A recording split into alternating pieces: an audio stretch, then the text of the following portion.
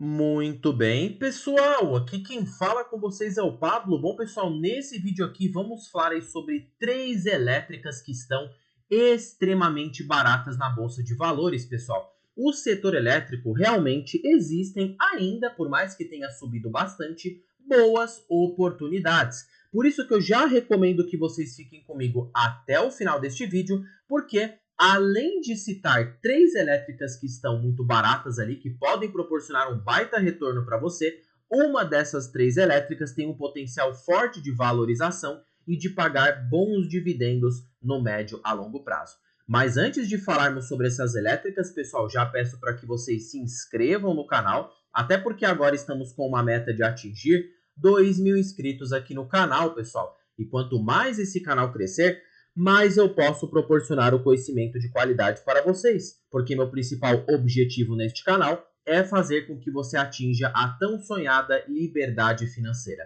E o que eu fico muito feliz é que estamos muito próximo dessa meta, pessoal. E lembre-se que, como educador financeiro de vocês, o que eu quero ver é ver vocês felizes financeiramente, recebendo dividendos, curtindo a vida. E meu propósito aqui no YouTube está aí para auxiliar vocês na jornada rumo ao sucesso financeiro. Então, se inscrevam no canal, compartilhem esse vídeo, deixem nos comentários sugestões e macetem o dedo no like, pessoal. Castiguem o dedo no like, porque quanto mais like aqui, mais pessoas vão ver esse vídeo e eu posso atingir o meu objetivo, que é passar um conhecimento de qualidade para vocês. Bom, falando aqui sobre o setor de energia elétrica, pessoal, na minha carteira eu não detenho nenhuma ação de energia, pelo menos por enquanto, tá? Já tive sim, em um passado não tão distante, ações do setor de energia elétrica, mas eu acabei vendendo, tá, as posições que eu tinha no setor de energia, que era ali a Taesa e a Transmissão Paulista, por causa de custo-oportunidade.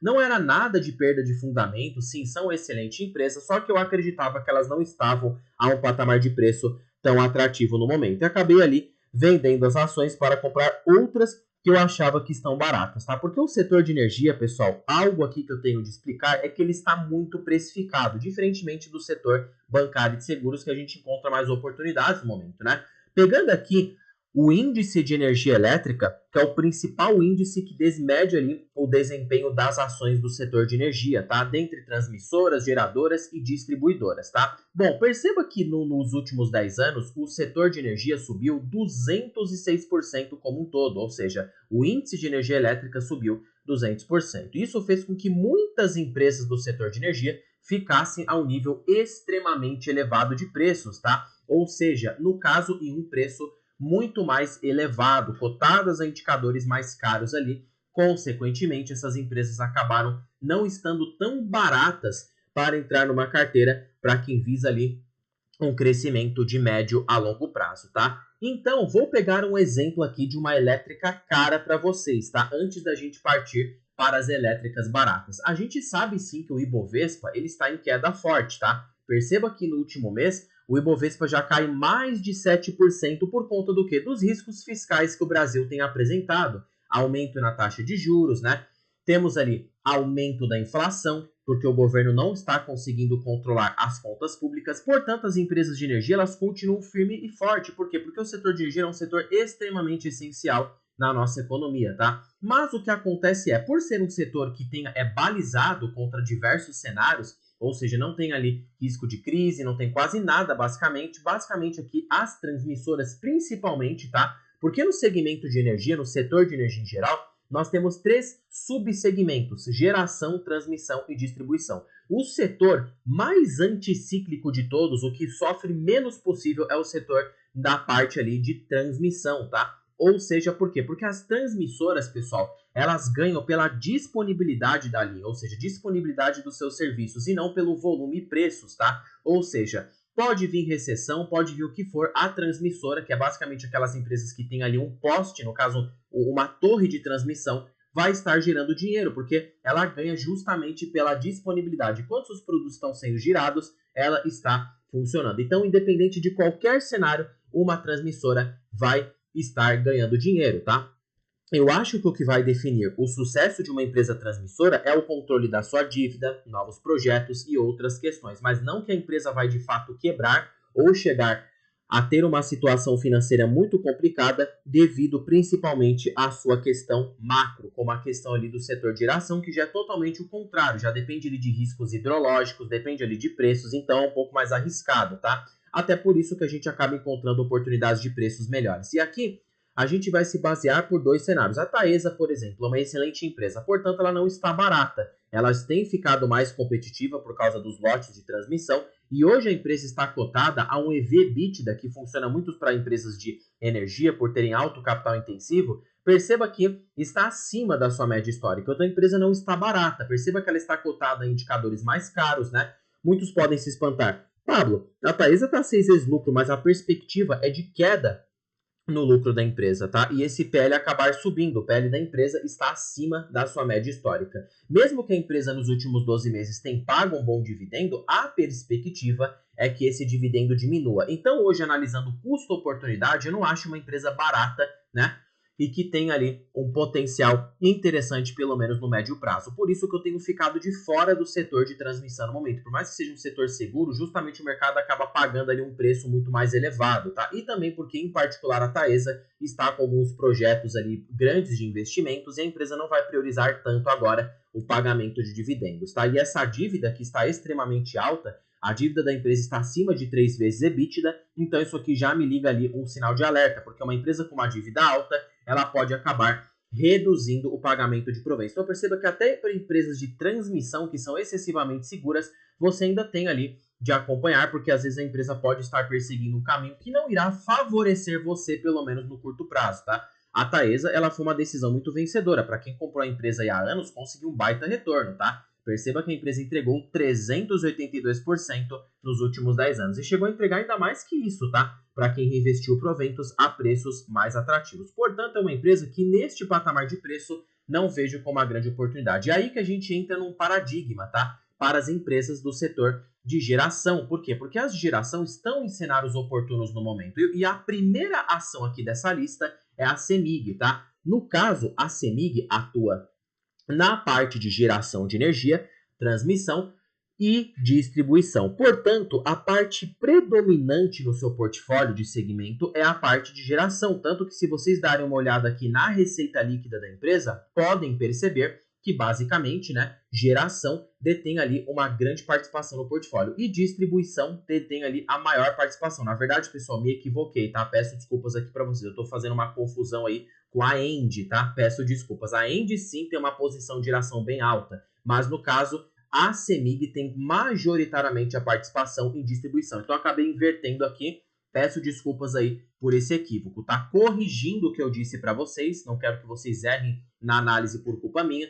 A CEMIG possui majoritariamente o seu portfólio para distribuição de energia, tá? E geração representa 7%. O resto é comercialização e gás. E a empresa tem uma pequena participação ali muito baixa no setor de transmissão. Bom, distribuição é ainda mais arriscado, tá, do que transmissão, ou seja, mais arriscado e menos arriscado, obviamente, do que geração. Por quê? Porque distribuição depende apenas de alguns cenários, como, por exemplo, ali as questões climáticas, né? E questão ali de preços. Mas geração, ali os dois cenários. Depende de questões hidrológicas e questões ambientais, ou seja, o volume de chuvas acaba se impactando ali as geradoras. Hoje a empresa detém a receita líquida. E o mais legal de tudo é que por essas empresas ter ali esse risco envolvido com a parte de distribuição por competição de preços de geração na mesma, principalmente incluindo ali riscos ambientais, elas são precificadas a um nível mais baixo do que as outras empresas, o que pode proporcionar uma oportunidade para quem visa médio e longo prazo. Por exemplo, hoje CEMIG está barata. É uma das ações aqui de energia, por mais que o setor em peso está caro, a gente consegue encontrar algumas oportunidades. Pablo, mas ela está 3 vezes lucro? Não, não exagere. Ela está barata, mas não é tudo isso, porque ela teve ali resultados extraordinários, tá? Se nós pegarmos aqui, a CEMIG teve um lucro líquido nos últimos 12 meses de 5,77 bi, descontando os extraordinários. Se nós pegarmos o valor de mercado hoje da CEMIG, que fica ali mais ou menos em 35 bilhões, e dividirmos, no caso, pela quantidade de ações que ela possui, tá? Ou seja, qual que é a quantidade de ações, né? 35 bi, ou seja, no caso aqui o valor de mercado subtraído pelo lucro líquido. Eu falei quantidade de ações, peço desculpas aqui para vocês. Peguem, no caso, o valor de mercado e subtraiam pelo lucro líquido. Mais um erro aí, peço desculpas, pessoal. Bom, 6,6 vezes lucro, tá? Consequentemente, a empresa não está tão barata como está aparentando aqui, a 3,9 vezes lucro, né? A empresa, no caso, está cotada a 6 vezes. Mesmo assim, continua abaixo da sua média histórica, que fica ali de 9 vezes, tá? Se a CEMIG, por um acaso, fosse cotada novamente a 9 vezes lucro, isso já geraria ali um potencial de valorização, porque a empresa poderia chegar a um valor de mercado de 51 bilhões, que dividido pela quantidade de ações, agora se a gente divide pela quantidade de ações, pessoal, estava confundindo aqui para achar a cotação naquela hora, tá? Tem a cotação de 18,15, que subtraído pela cotação atual da CEMIG, de 11,08 menos 1 multiplicado por 100, nós temos um potencial de valorização de 63,87% apenas para que a empresa seja cotada pelo seu múltiplo de negociação médio. Então, encontramos de fato uma elétrica barata que sim tem um potencial bastante interessante. E se nós considerarmos o dividendo, também pode ser muito atrativo, já que se ela apenas replicar o resultado do ano passado, descontando extraordinários, e a gente dividir isso aqui pela quantidade de ações, multiplicado pelo um payout de 50%, podemos ter um provento de R$1 por cada ação, que na cotação atual de CEMIG ali, no caso 11,8, tá? Basicamente, a empresa pode gerar 9,1% de yield, mais essa perspectiva de valorização no médio a longo prazo. E usando aqui a precificação justa para a CEMIG, tá? Aqui do Benjamin Graham, que acaba funcionando muito para empresas da velha economia, com um VPA ali de 9,81, hoje o preço justo da empresa é de R$21, que dividido pela cotação atual, ela poderia facilmente, se o mercado engatasse um ciclo de alta, basicamente se valorizar 90%. Então perceba que hoje, em termos de quantificando aqui a empresa, ela está barata, sim, é uma elétrica barata, mas lembre-se, tá? Por que a CEMIG se encontra tão descontada? Porque ela é uma empresa que não está na parte de transmissão, o setor de transmissão já está bem precificado. E realmente achar empresas ali no setor de transmissão barata é um pouco complicado. Geralmente você vai achar elétricas baratas associadas ao setor de geração e distribuição, porque o mercado acaba precificando um pouco esse risco, tá? Mas é um risco pequeno que essas empresas conseguem manusear e isso proporciona uma expectativa melhor para você investidor, tanto no recebimento de proventos e tanto, né, em pagar barato para conseguir uma boa valorização e ganho de capital. Então vocês estão vendo como importa pagar barato no final das contas, ou seja, CEMIG aqui, primeira ação da lista que eu acho que está extremamente descontada. Segunda ação dessa lista, pessoal, é a Neo Energia, tá? Ou seja, uma empresa aqui também que está descontada. Portanto, a Neo Energia, ela não é tão grandona como a CEMIG. Ela tem um valor de mercado ali de 23 bilhões, tá? No caso, é um bom valor de mercado, sim. A CEMIG tem um pouco maior. Só que ela não é tão falada pelo mercado, vocês podem perceber, né? A CEMIG é mais falada. E no caso, eu acho sim que a Neo Energia está descontada, tá? Primeiramente, qual é a composição da receita da Neo Energia, tá, pessoal? Se vocês observarem aqui, ela atua na parte de redes, liberalizados e renováveis, tá? Então, sim, a empresa possui uma boa participação. E ela é controlada pelo grupo espanhol Iberdrola. Então, ela tem um controlador espanhol. Ela acaba sendo uma estatal, portanto, da Espanha, que é controlada aqui. Aqui ela atua por um nível meio de subsidiário, né? E ela atua na parte de geração, distribuição e transmissão de energia. E ela tem ali, a companhia atua por meio de concessões, logo a energia é dona da Coelba, Celp, né, Cosern e Electro, que também são empresas ali no setor de energia elétrica. O que acontece com a energia é o seguinte, se a gente observar aqui o gráfico de crescimento de lucros da empresa, é muito satisfatório. Perceba que, ano após ano, a Neo Energia tem reportado o crescimento de lucros. E a perspectiva do mercado é que para o ano que vem o lucro fique na faixa de 4,5 a 4,6 bilhões. Hoje o PL da empresa está em 6,15, tá? O que se encontra até que barato. Hoje ela negocia a um valor patrimonial de 26,80. Então, basicamente, só para a Neo Energia chegar no seu valor patrimonial, que já se encontra abaixo do valor de patrimônio, a ação precisaria subir pelo menos, tá, para se enquadrar no valor patrimonial, 40,9%. Então já se encontra que ela está barata porque ela está abaixo do valor patrimonial. O preço justo da empresa também está descontado, 22,5 vezes o LPA, que está ali de 3,9. A empresa não teve extraordinário, então esse LPA aqui está real mesmo, tá? Vezes um VPA de 20 aqui e 40, 20,80, perdão, né? Nós temos ali uma Neo Energia a um preço justo de 42,87, que dividido por 19,02, temos ali um potencial de valorização de aproximadamente 125% para as ações da Neo Energia. Então perceba que é uma elétrica barata. Pablo, e para proventos? Para proventos acaba ficando um pouco complicado. Por quê? Porque ela detém um payout muito baixo, tá? Ela paga ali 30% de payout. Então se a gente utilizar aqui o inverso do preço sobre lucro na empresa, considerando que a empresa paga 30% do lucro, podemos esperar um dividendo ali de 4,8% a 5%. Então assim, não olhem para a Neo Energia para dividendos agora no curto prazo. Olhem mais ela ali para ganho de capital e possivelmente um dividendo futuro, tá? Por isso que entre essas duas eu ficaria com a CEMIG, pessoal, porque a CEMIG já paga excelentes proventos, enquanto a Neo Energia ali fica só numa promessa e nada garante que o papel vá se valorizar de fato, por mais que ele esteja abaixo do valor patrimonial, tá? Então assim, entre CEMIG e Neo Energia eu fico com CEMIG, tá? Mas sim, é uma empresa que está extremamente descontada. E aí, cabe a você, investidor, decidir qual dessas duas é a melhor opção para você. Lembrando que ela também está no setor de geração, por isso que a empresa está barata. Vocês entendem essa correlação que eu estou explicando para vocês? Empresas que têm ali no seu portfólio geração e distribuição estão mais contadas porque o mercado teme, ou ele acaba premiando a empresa com prêmio de risco. Por quê? Porque ele teme um cenário ali nebuloso, como por exemplo riscos hidrológicos, riscos climáticos, né? Riscos de preços, de perda de clientes. Então, consequentemente, ele acaba precificando isso. E para você, investidor que gosta de comprar barato, aí está um bom momento, tá? Agora, pessoal, última ação dessa lista, e para você que ficou comigo até o final deste vídeo, já engatinhando aqui para o final, eu quero te parabenizar. Por quê? Porque essa é a ação mais barata do vídeo, é a Companhia Energética de Brasília, tá? A Companhia Energética de Brasília, pessoal, o que acontece com ela é o seguinte, no caso ela é menos falada ainda do que a Neo Energia, e eu acho uma empresa extremamente descontada. Por quê? Se nós analisarmos aqui, ela parece não estar tão barata, porque quando você compara aqui com a Neo Energia, você vai falar, nossa, mas a Neo Energia está 6 vezes lucro, né? O valor patrimonial está mais baixo. Pablo, então que raios você está apresentando essa empresa? E outra, Pablo, que droga é essa? Porque é um papel com baixa liquidez, está ali com 144 mil de liquidez diária. Você quer que eu me posicione num papel com baixa liquidez? Lembrando que nada é recomendação.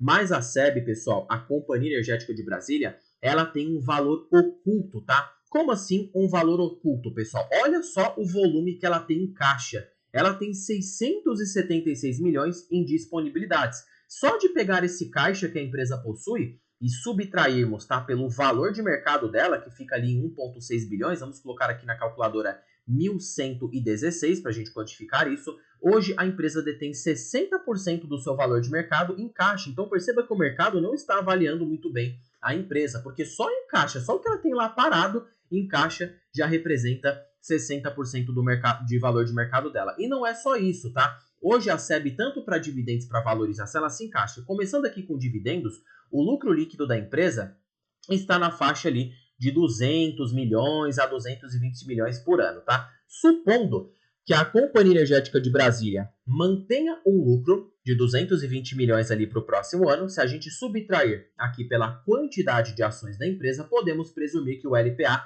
fica ali em 3,5 por cada ação, né? 3,5 por cada ação, multiplicado pelo um payout, quanto que a SEB, Companhia Energética de Brasília, paga de payout? 60%. Ela tem um bom payout, ela paga 60% do lucro na forma de proventos. Podemos ali ter um dividendo por ação de 1,83. Subtraído pela cotação que ela está agora de 16,85, na cotação atual, você pode tirar um provento de 10,8% com as ações da Companhia Energética de Brasília. Então, assim, pessoal, eu acho sim uma empresa do setor elétrico que está bem fora do radar e pode proporcionar proventos bem mais elevados, inclusive, do que outras empresas gigantes do setor, tá? E jogando aqui um preço teto na empresa, ou seja, um teto aqui de 9%, até porque ela é uma estatal, né? Nós podemos considerar um preço teto de R$20, que sobre o preço de cotação que está agora, temos uma margem de segurança de 20%. Então perceba que para dividendos, ok, ela passa no teste. Tá bom, Pablo, e para valorização? Ela também está muito barata. Primeiro, que se a gente considerar a precificação justa da empresa, considerando aqui o LPA, multiplicado pelo VPA, que está ali em 14,92, hoje a SEB detém um preço justo de quase R$32, que dividido pela cotação atual da empresa, ela teria ali um potencial de valorização de 89,90%, tá? Fora o valor oculto, que o mercado pode acabar precificando isso a qualquer momento. E a empresa está com o EV sobre EBITDA muito barato, apenas 2 vezes EV/EBITDA, tá?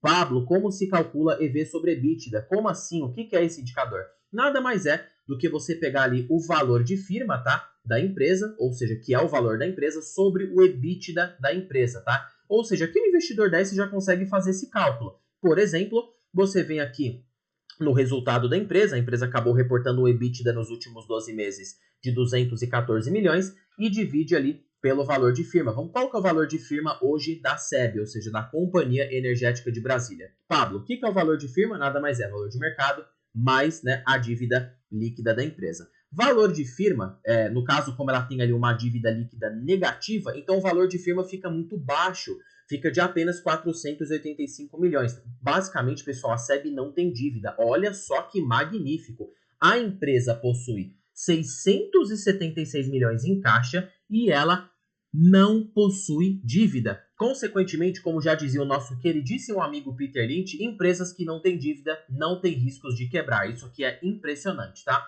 Vamos ver então. Vamos pegar aqui o valor de firma da empresa, de 485 milhões, e subtrair pelo EBITDA, de 224 milhões. Temos um EV sobre EBITDA de 2,16. A média da empresa é de ter um EV/EBITDA de pelo menos 3, tá? E aí o que mostra que a empresa está sendo subavaliada abaixo do seu EV sobre EBITDA. E a média do setor é de 5,77, tá? Consequentemente, a empresa está muito subavaliada. Se ela tivesse ali um EV/EBITDA hoje com a média do setor, que ela poderia ter tranquilamente, ainda mais tendo esse caixa de 670 milhões de dívida zero, vamos pegar ali o EBITDA da empresa, que está ali em 224 milhões, e multiplicar por 5,77. O valor de mercado dela hoje poderia ser de, basicamente, tá? Pegando aqui 244 milhões, né? Vamos colocar aqui 244 milhões na conta, e que esse aqui é o EBITDA, tá? E multiplicar por 5 vezes e 77. A empresa poderia ter um valor de mercado de 1,4 bilhões, tá? Lembrando que isso aqui está um pouco maquiado por conta ali do desconto do valor de firma. Então basta multiplicar por 2 esse valor, né? Para que a gente entre aqui com esse valor de firma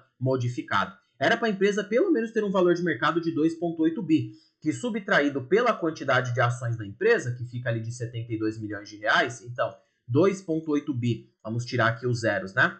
E subtrair por 72,720, considerando ali, basicamente era para a empresa ter ali, né, um preço, vamos pegar aqui novamente, pessoal, né? Vamos pegar aqui, ou seja, 2 bi de valor de mercado, 2 subtraído, vamos colocar aqui 2,16, subtraído ali, né, por que seja 72 milhões, né? Então, 2 bilhões subtraído, né, por 72 milhões de ações, era para a empresa hoje valer na Bolsa de Valores 27,77, tá? O que mostra que a ação está muito barata. Se ela fosse cotada a 5 vezes EBITDA, ela poderia estar facilmente próxima ao preço justo que a gente calculou. Então mostra que sim, a SEB é uma baita oportunidade, lembrando que nada é recomendação, mas nem tudo são flores, tá? É uma baita empresa boa, tem reportado crescimento, reporta um excelente ROI, acima de 15%, tá com uma dívida zero, então sim, é uma premissa muito boa. O problema é essa liquidez muito baixa, que se você quiser posicionar uma quantidade bem elevada na empresa, você vai acabar sofrendo,